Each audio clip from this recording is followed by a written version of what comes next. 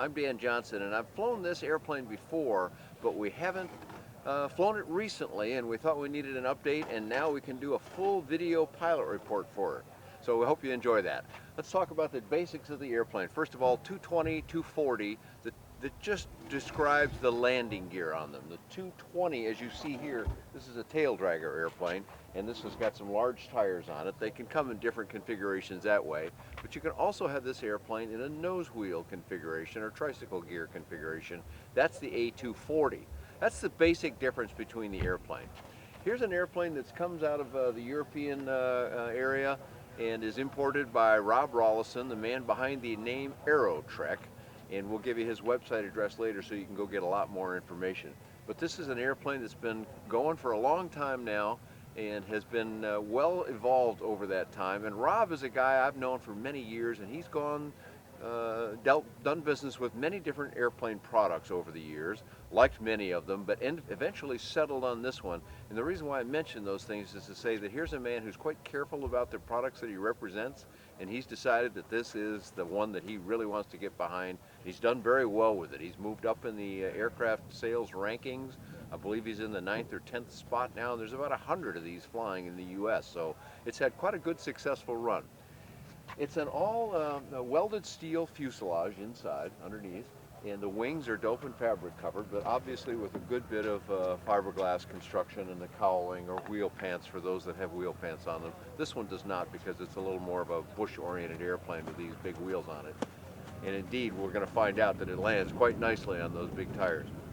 The airplane uses the 912 ULS, that's the carbureted version, this particular one here that we're going to go fly anyway, and uses a 3-blade wood count prop on it. It produces 100 horsepower, and that really gives it some great performance. As you see, I'm going to lower the doors here just so you can see that these doors are all clear, and the result of that is with also a skylight up front, quartering windows in the back behind the doors, and then what's called a turtle deck behind the seats in the airplane. That's all fiberglass, all plastic, and you can see out of this airplane almost like it's a helicopter. It has really great visibility, but the thing that really caught me was out of these doors, you can't see it from the outside very well, but they bow out, and that means that you can look almost straight, well, you can look straight down out of the seats in either seat, and it can have wonderful downward visibility. So that's really a nice feature to this airplane.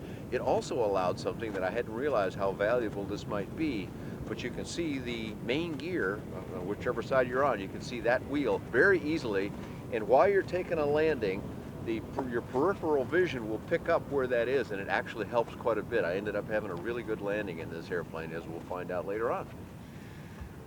The airplane also has a great price point on it, and we try and stay away from exact prices, so we'll give you a website address later on, and you can go there and you can check with them. But it's in the range of about $85,000 or $89,000, something like that.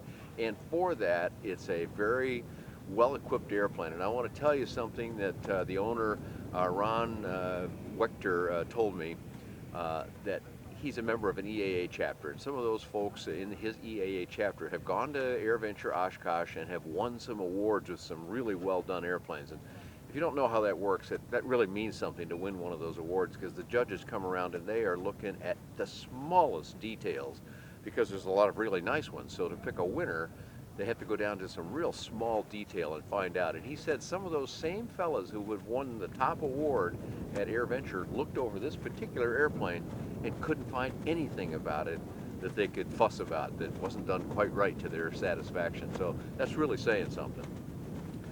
The inside of the airplane, we'll call that the human factors part of it. The seats I found quite comfortable, and I'm picky about seats, so that's saying something too.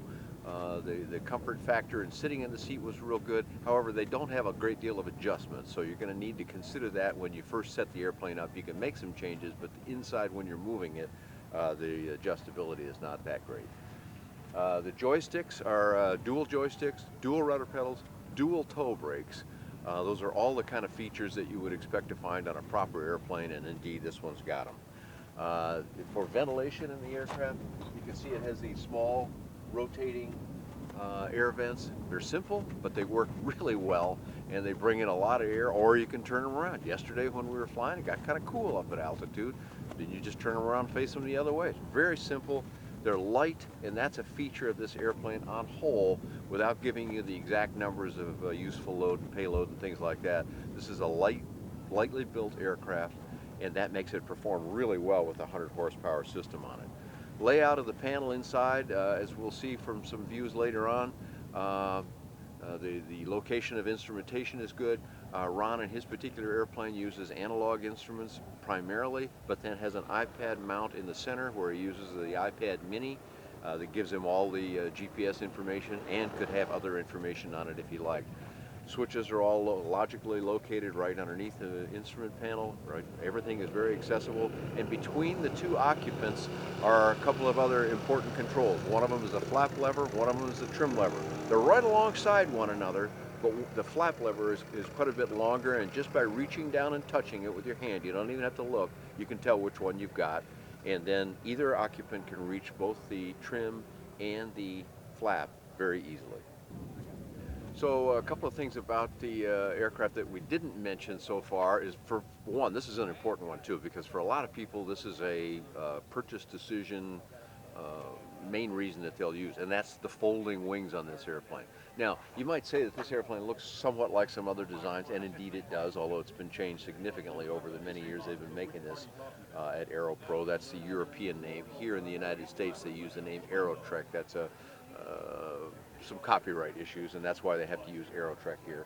But the airplane does look similar to some other ones you've seen, and it does feature folding wings, and that process can happen by a single individual. The wings fold back in the same position they're in here, so they don't have to rotate or anything like that. That means an individual can do it, and the whole process takes, I'm told, about 5 or 10 minutes at the very most, with minimal connections to make it all work right. So brakes on the airplane were quite strong. As I said, it's toe brakes, so you've got individual braking, and that helps with ramp maneuvering.